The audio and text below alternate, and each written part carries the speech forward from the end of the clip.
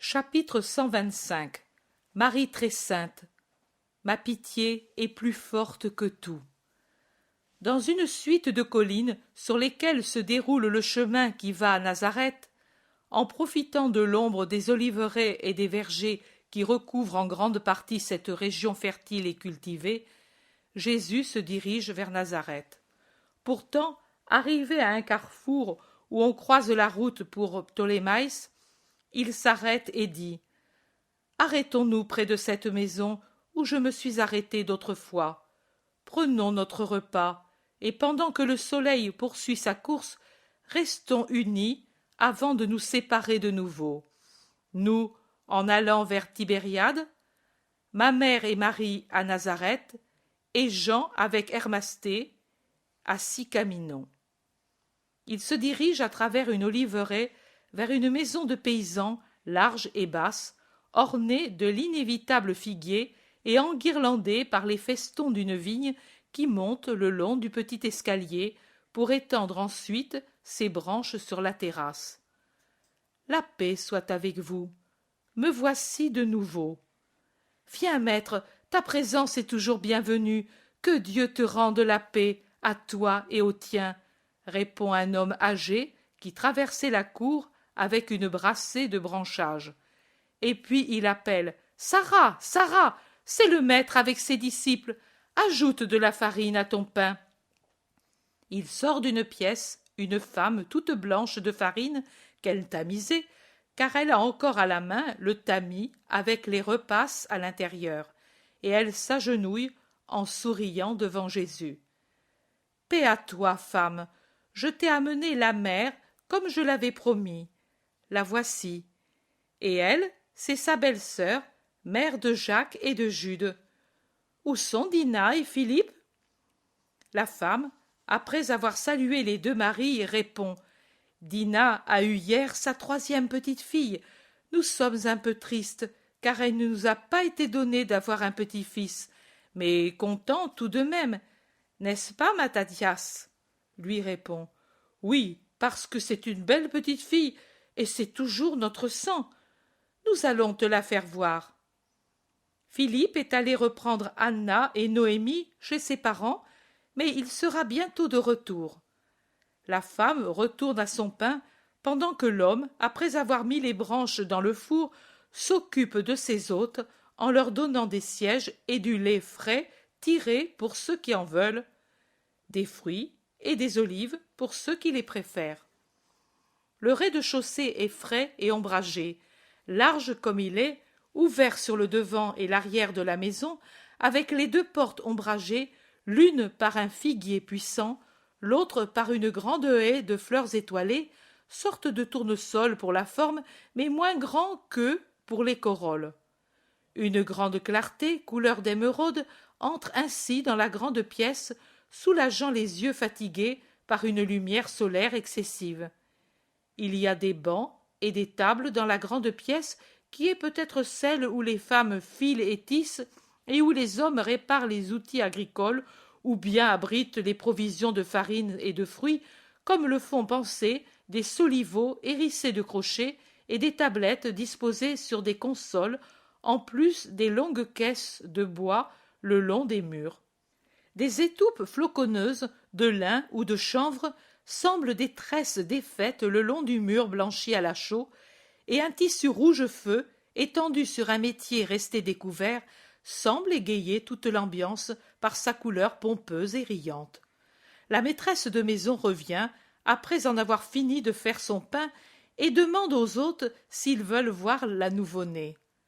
Jésus répond « Certainement, je vais la bénir. » Marie, de son côté, se lève et dit « Je vais saluer la mère. » Toutes les femmes sortent.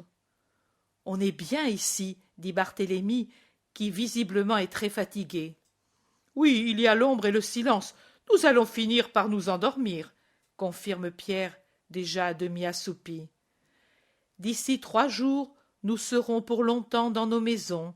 Vous vous reposerez, car vous irez évangéliser dans les environs immédiats de Capharnaüm, dit Jésus.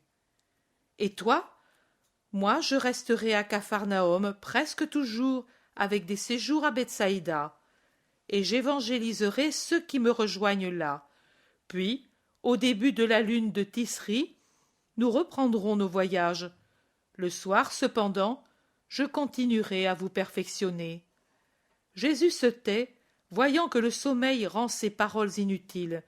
Il sourit en secouant la tête, en regardant le groupe de personnes que la fatigue a épuisées et qui, dans des poses plus ou moins commodes, se laissent aller au sommeil. Le silence de la maison et de la campagne ensoleillée est complet. On dirait un lieu enchanté. Jésus se met sur le seuil de la porte, près de la haie fleurie, et il regarde à travers les branches les douces collines de Galilée, rendues toutes grises par les oliviers immobiles. Un léger bruit de pas, qu'accompagne la plainte incertaine du nouveau-né, résonne au-dessus de sa tête. Jésus lève son visage en souriant à sa mère qui descend, portant dans ses bras un petit paquet tout blanc d'où émergent 3 petites choses rouges, une petite tête et 2 petits poings qui s'agitent. « Regarde, Jésus, quel bel enfant! Elle te ressemble un peu quand tu avais un jour. Tu étais blond comme cela, au point de paraître sans cheveux s'il ne s'était dès ce moment soulevé en légère boucle comme un flocon de nuage, et tu étais ainsi comme une rose pour le teint. Et regarde, regarde maintenant qu'elle ouvre ses petits yeux dans cette ombre et qu'elle cherche le sein. Elle a tes yeux bleu foncé. Oh chérie, mais moi, je n'ai pas le lait. Petite, petite rose, ma petite tourterelle. » Et la Madone berce la petite qui apaise son vagissement en un vrai gargouillis de petite tourterelle et s'endort. « Maman, c'est ainsi que tu faisais avec moi ?» demande Jésus qui regarde sa mère bercer la petite en appuyant sa joue sur la petite tête blonde. « Oui, fils, mais à toi je disais, mon petit agneau, elle est belle, n'est-ce pas ? Elle est belle et robuste. La mère peut en être heureuse, approuve Jésus, penché lui aussi pour regarder le sommeil de l'innocente. Par contre, elle ne l'est pas. Le mari est fâché parce que tous ses enfants sont des filles. C'est vrai qu'avec les champs que nous avons, il vaut mieux des garçons. Mais ce n'est pas la faute de notre fille, dit en soupirant la maîtresse de maison qui vient d'arriver, qui vient d'arriver, qui vient d'arriver. Ils sont jeunes, ils s'aiment et auront aussi des garçons, dit avec assurance le Seigneur. Voici Philippe, maintenant il va faire sombre, dit la femme troublée. Et elle dit plus fort, Philippe, il y a le rabbi de Nazareth. Très heureux de le voir. Paix à toi, maître. Et à toi, Philippe, j'ai vu ta belle petite, je suis même encore en train de la regarder, car elle mérite des compliments. Dieu te bénit en te donnant de beaux enfants, sains et bons. Tu dois lui en être reconnaissant. Tu ne réponds pas? Tu sembles fâché? J'espérais avoir un garçon, moi. Tu ne voudras pourtant pas me dire que tu es injuste en accusant l'innocente d'être une fille, et encore moins en te montrant dur envers ton épouse, demande Jésus avec sévérité. Moi je voulais un garçon pour le Seigneur et pour moi, s'écrie Philippe fâché. Et c'est par l'injustice et la révolte que tu crois l'obtenir? Tu as lu peut-être la pensée de Dieu? Es-tu plus que lui pour lui dire « Fais ainsi, car c'est juste » ? Cette femme qui est ma disciple n'a pas d'enfant, et elle est arrivée à me dire « Je bénis ma stérilité, qui me donne des ailes pour te suivre. » Et elle, mère de 4 garçons, aspire au moment où tous les 4 ne lui appartiendront plus. Est-ce vrai, Suzanne et Marie? Tu les entends? Et toi, mariée depuis peu d'années à une femme féconde, bénie par 3 boutons de rose qui demandent ton amour, tu es fâché? Avec qui? Pourquoi? Tu ne veux pas le dire? Moi, je te le dis, parce que tu es un égoïste. Quitte tout de suite ta rancœur, ouvre les bras à cet enfant qui est né de toi, et aime-la. Allons, prends-la. et Jésus prend le paquet de lin et le met dans les bras du jeune père. Jésus reprend.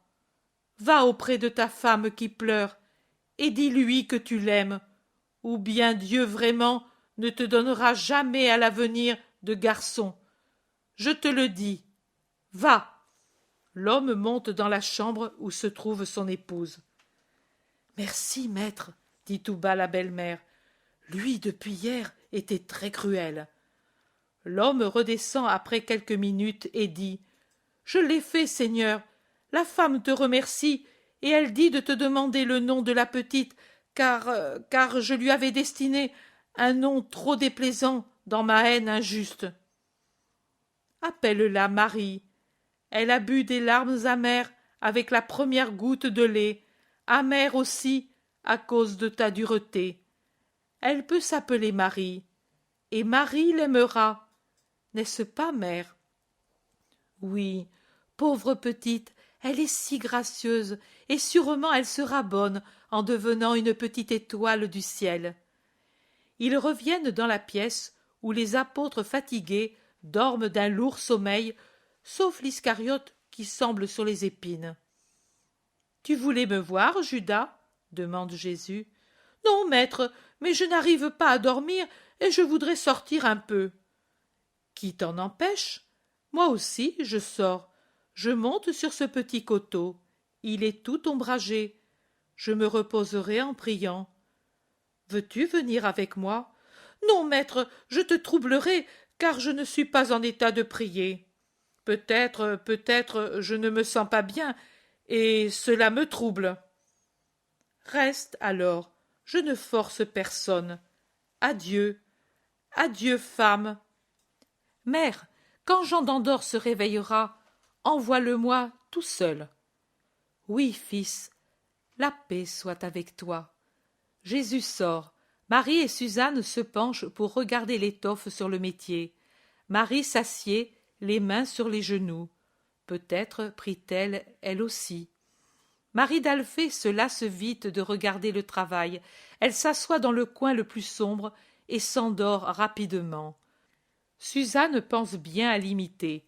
Restent éveillés Marie et Judas, l'une toute recueillie en elle-même, l'autre qui la regarde, les yeux bien ouverts, sans jamais la perdre de vue.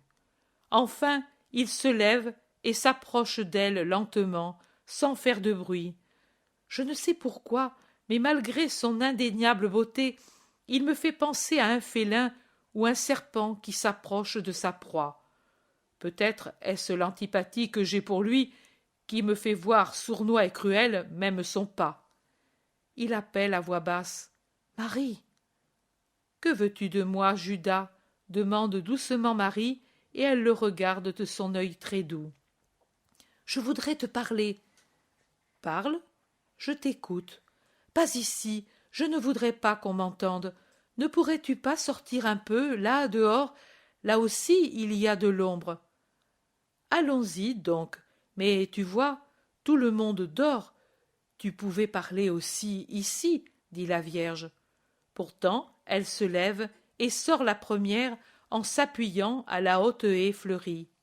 « Que veux-tu de moi, Judas ?» demande-t-elle de nouveau en fixant d'un regard pénétrant l'apôtre qui se trouble un peu et semble avoir du mal à trouver les mots. « Tu te sens mal ? Ou bien tu as fait du mal et tu ne sais comment le dire ? Ou encore, tu te sens sur le point de mal agir et il t'est pénible d'avouer que tu es tenté ?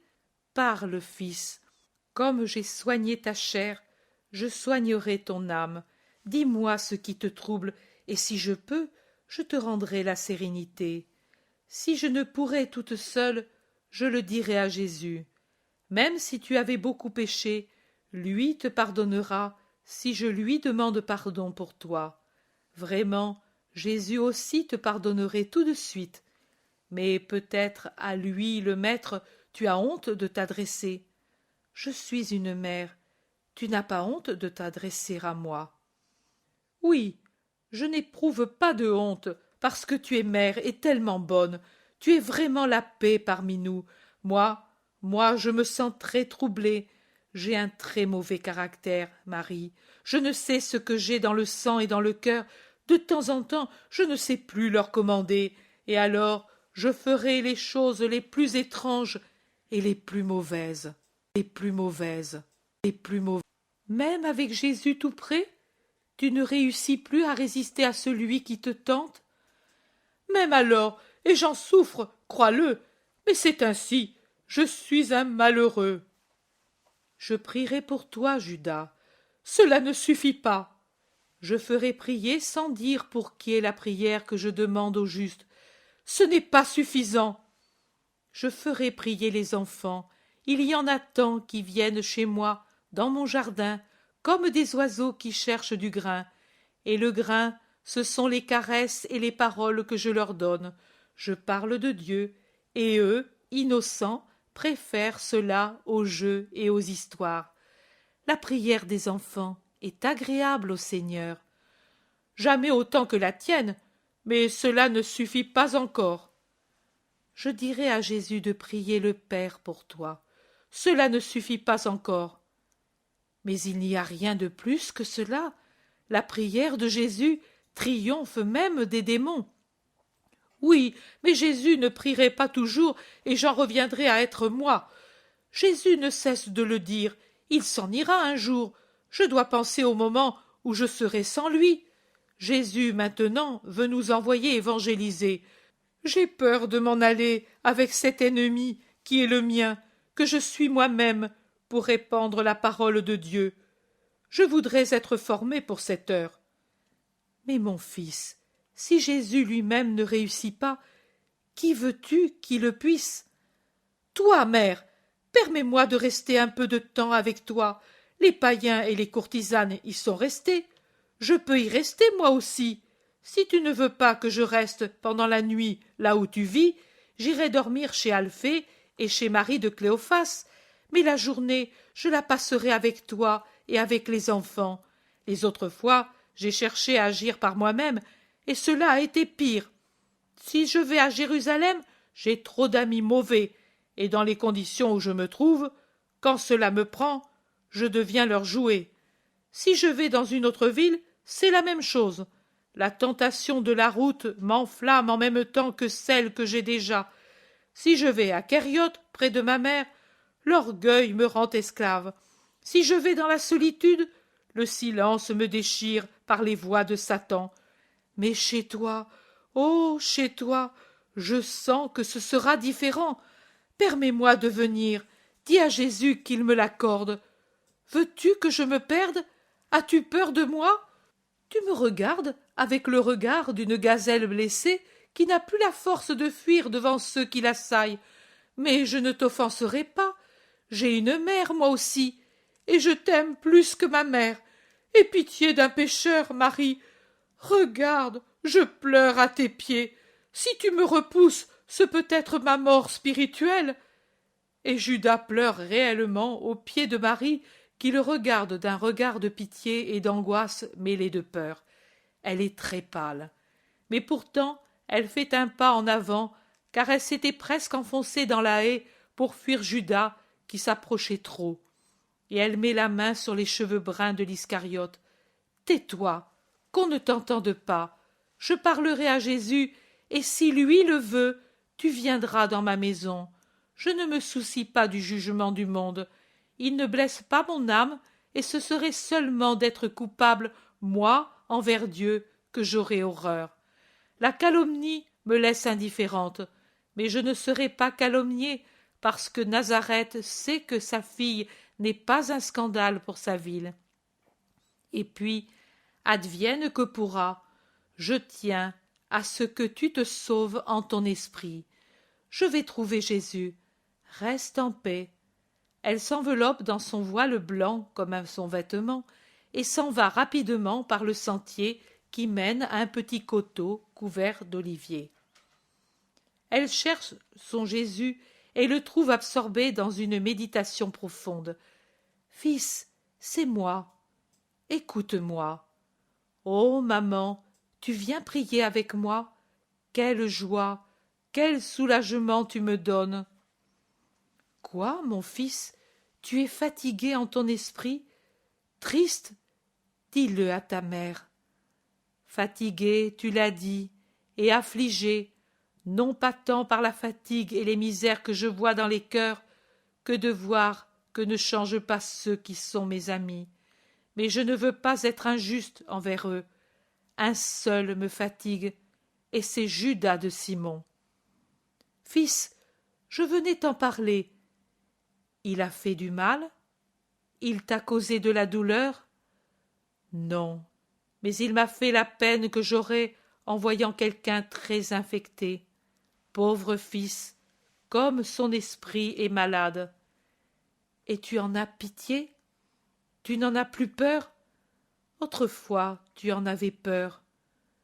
Mon fils, ma pitié est encore plus grande que ma peur, et je voudrais t'aider, toi et lui, à sauver son esprit. Tu peux tout, et tu n'as pas besoin de moi. Mais tu dis que tous doivent coopérer avec le Christ au rachat. Et ce fils a tellement besoin de rédemption. Que dois-je faire de plus que ce que je fais pour lui? Tu ne peux pas faire plus, mais tu pourrais me laisser faire. Il m'a prié de lui permettre de rester dans notre maison, car il lui semble que là, il pourra se délivrer de son monstre. Tu secoues la tête? Tu ne veux pas? Je le lui dirai. Non, maman, ce n'est pas que je ne veuille pas. Je secoue la tête parce que je sais que c'est inutile. Judas est comme quelqu'un qui se noie et qui, bien qu'il sente qu'il se noie, repousse par orgueil la corde qu'on lui envoie pour le ramener à la rive. Parfois, pris par la terreur de se noyer, il cherche et appelle à l'aide.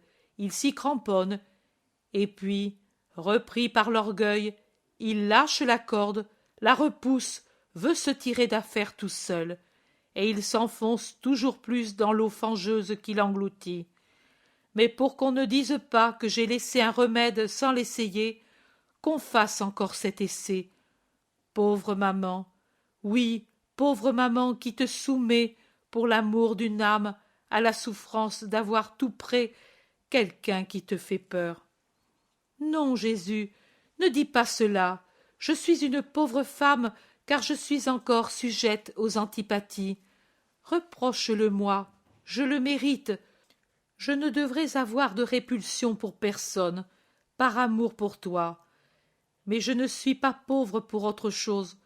Oh, si je pouvais te rendre Judas, spirituellement guéri, te donner une âme, c'est te donner un trésor, et qui donne des trésors n'est pas pauvre, fils.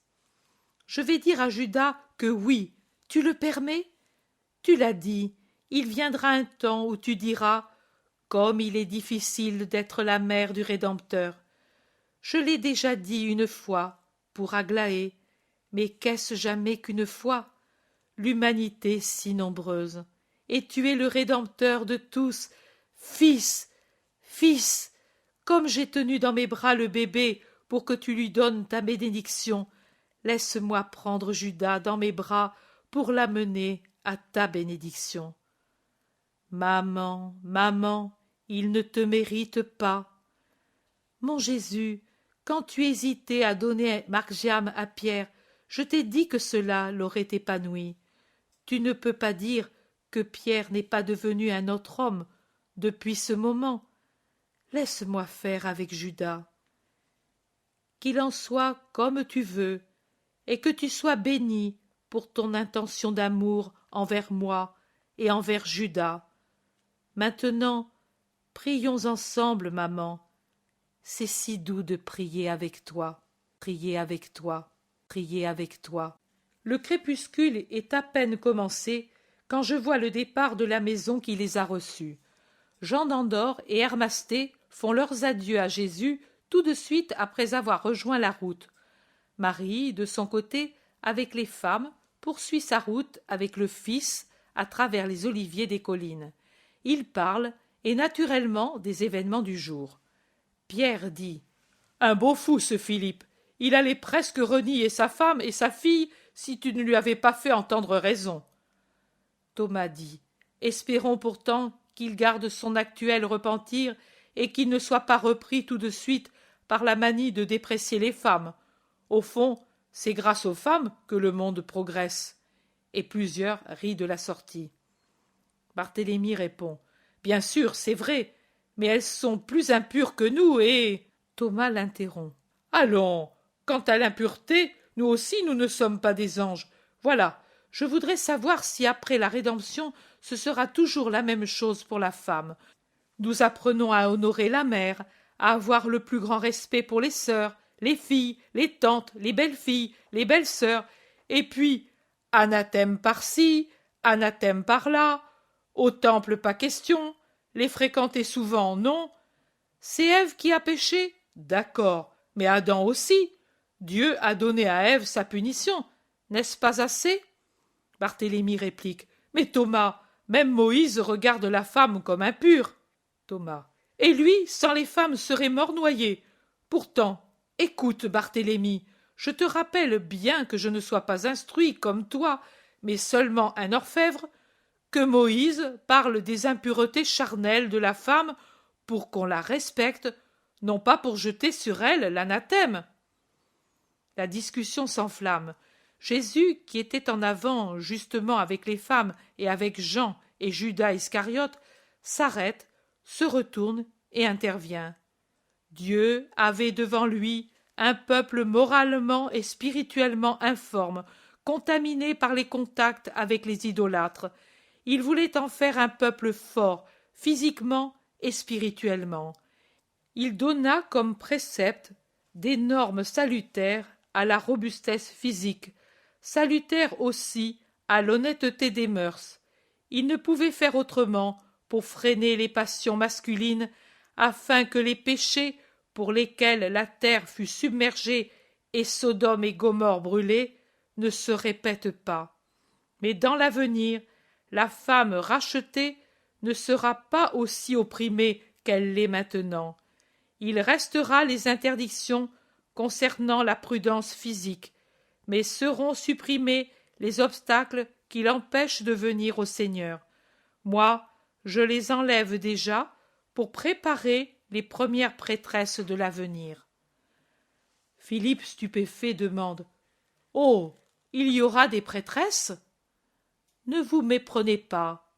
Elles n'auront pas le sacerdoce des hommes, elles ne consacreront pas et n'administreront pas les dons de Dieu, ces dons que vous ne pouvez maintenant connaître, mais elles appartiendront quand même à la classe sacerdotale en coopérant avec le prêtre au bien des âmes de multiples façons. Barthélemy, incrédule, dit. Prêcheront-elles? Comme déjà prêche ma mère. Feront-elles des pèlerinages apostoliques? Demande Matthieu. Oui, en portant au loin la foi, et je dois le dire avec encore plus d'héroïsme que les hommes. Judas demande en riant. Feront-elles des miracles? Quelques-unes feront aussi des miracles, mais ne vous basez pas sur le miracle comme sur la chose essentielle. Elles, les femmes saintes, feront aussi beaucoup de miracles de conversion par la prière. Les femmes prier au point de faire des miracles, bougonne Nathanaël. Ne sois pas borné comme un scribe, Barthélemy. Selon toi, qu'est-ce que c'est que la prière? S'adresser à Dieu avec les formules que nous savons. Cela, et davantage encore. La prière, c'est la conversation du cœur avec Dieu, et elle devrait être l'état habituel de l'homme. La femme, à cause de sa vie plus retirée que la nôtre, et par ses facultés affectives plus fortes que les nôtres, est portée plus que nous à cette conversation avec Dieu. En elle, elle trouve le réconfort pour ses douleurs, le soulagement pour ses fatigues, qui ne sont pas seulement celles du ménage et des enfantements, mais aussi celles de nous supporter, nous les hommes. Elle trouve ce qui essuie les pleurs et ramène un sourire au cœur, car elle sait parler avec Dieu et le saura plus encore dans l'avenir. Les hommes seront les géants de l'enseignement, les femmes seront toujours celles qui, par leurs prières, soutiennent les géants et même le monde, car beaucoup de malheurs seront évités grâce à leurs prières, et beaucoup de châtiments évités. Elles feront donc le miracle, invisible la plupart du temps et connu de Dieu seul, mais non irréel pour autant. Le Thaddée demande: toi aussi aujourd'hui, tu as fait un miracle invisible et pourtant réel, n'est-ce pas, maître? Oui, frère. Il était préférable de le faire visible, observe Philippe. Voulais-tu que je change la petite en garçon? Le miracle, en réalité, est une altération des choses qui sont fixées, un désordre bénéfique par conséquent, que Dieu accorde pour consentir à la prière de l'homme, pour lui montrer qu'il l'aime ou le persuader qu'il est celui qui est. Mais étant donné que Dieu est ordre, il ne viole pas l'ordre exagérément. La fillette est née femme, et elle reste femme. J'étais tellement affligée ce matin, soupire la Vierge. Pourquoi? La fillette mal vue n'était pas la tienne, dit Suzanne, et elle ajoute: moi, quand je vois quelque malheur chez un enfant, je me dis: heureusement pour moi que je n'en ai pas. Ne le dis pas, Suzanne, ce n'est pas de la charité. Moi aussi je pourrais le dire, car mon unique maternité dépassait les lois naturelles.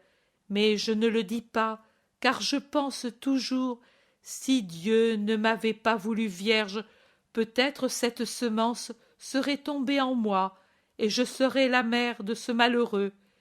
Et ainsi j'ai pitié de tous, car je dis: il aurait pu être mon fils, et comme mère, je les voudrais tous bons, saints, aimés et aimables, car c'est le désir des mères pour leurs enfants, répond doucement Marie.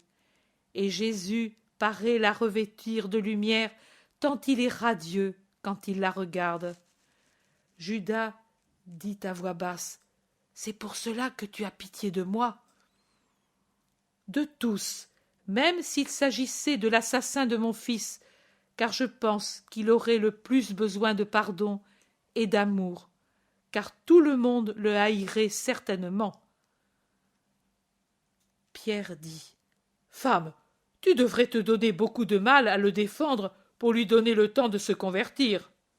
Moi, je commencerai par m'en débarrasser tout de suite. Nous voici au lieu où nous nous séparons, mère. Dieu soit avec toi, et avec toi, Marie, et aussi avec toi, Judas.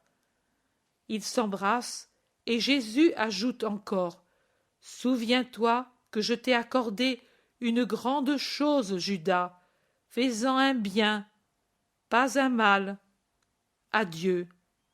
Et Jésus, avec les 11 disciples qui sont restés, et avec Suzanne, s'en vont rapidement vers l'Orient, alors que Marie, sa belle-sœur et l'Iscariote vont tout droit, vont tout droit, vont tout droit.